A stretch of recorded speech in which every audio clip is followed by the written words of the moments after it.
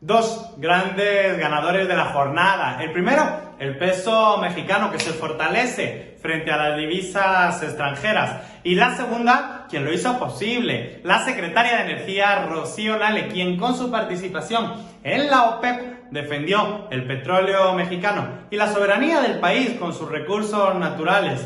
Y es que algunos no están acostumbrados a que eso suceda así. Aquellos que vendieron el país en cachitos a las empresas extranjeras, aquellos que vendieron el petróleo a la producción extranjera, no entienden que por fin haya una política de defensa de la soberanía. Y más ahora que se han invertido miles de millones de pesos en Pemex, en que por fin se pare esa debacle productiva que tenía Pemex.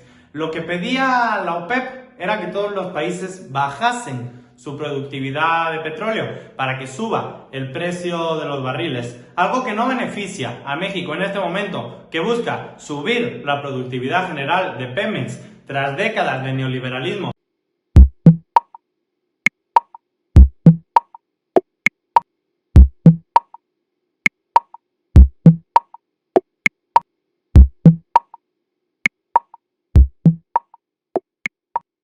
Bienvenidas y bienvenidos a El Soberano News, tu telediario nocturno de confianza. Yo soy Abraham Mendieta, el español más mexicano, con permiso de Rocío Dúrcal, y seguimos hablando del petróleo y de la OPEP.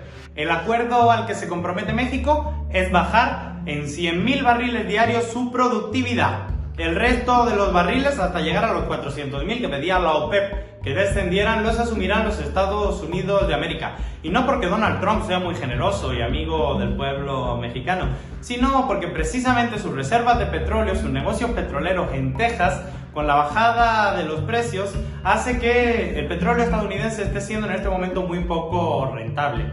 Y eso sienta en la misma mesa dos enemigos íntimos: Arabia Saudita, como principal representante de la OPEP, y a los Estados Unidos, con el acuerdo de bajar la productividad para que suban los precios. Algo que, reitero, a México en este momento no beneficia porque está intentando retomar la capacidad productiva de Pemex. Y es que, como siempre, la derecha conservadora se volvieron locos porque primero en un mismo día tuvieron que descubrir qué era eso de la OPEP y segundo criticar la participación de Rocío Nale frente a algunos de los países más fuertes en este sentido. Pero se demostró solo un día después que ese acuerdo con Estados Unidos y con las grandes potencias del mundo permite que México tenga una voz fuerte a la hora de decidir, por lo menos, su propia política energética.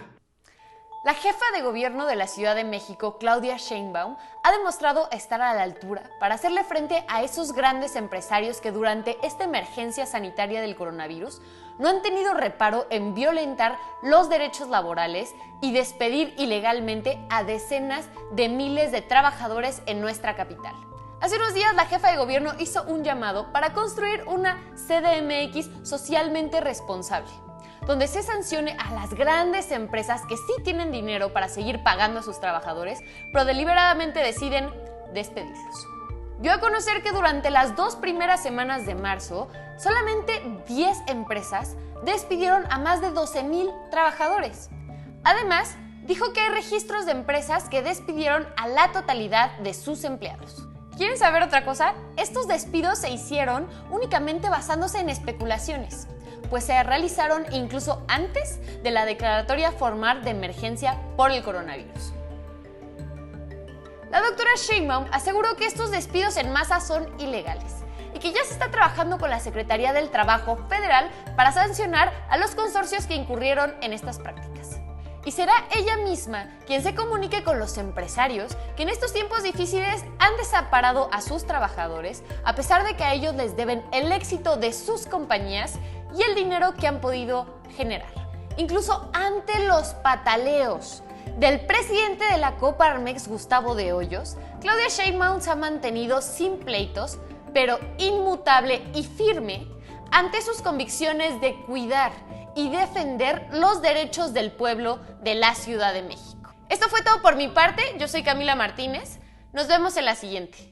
Bueno, y después de la interrupción diaria que le hace Camila Martínez a este programa, seguimos hablando, adivinen de qué, de petróleo. Pero más que de petróleo, de carroñeros que sobrevuelan los gases del petróleo. Y es que en el programa de Ciro Gómez Leiva se pusieron a hacer cálculos, a hacer números, y es que parece ser que perdieron un poco la noción de las matemáticas desde que no llegan cheques multimillonarios de chayote desde el gobierno federal, porque hicieron la cuenta del 1.800.000 de barriles de petróleo que produce México al día por ejemplo, $20 por barril de petróleo, y en vez de salirles 36 millones de dólares, les salieron 36.000 millones de dólares al día que México produce, solo con el petróleo.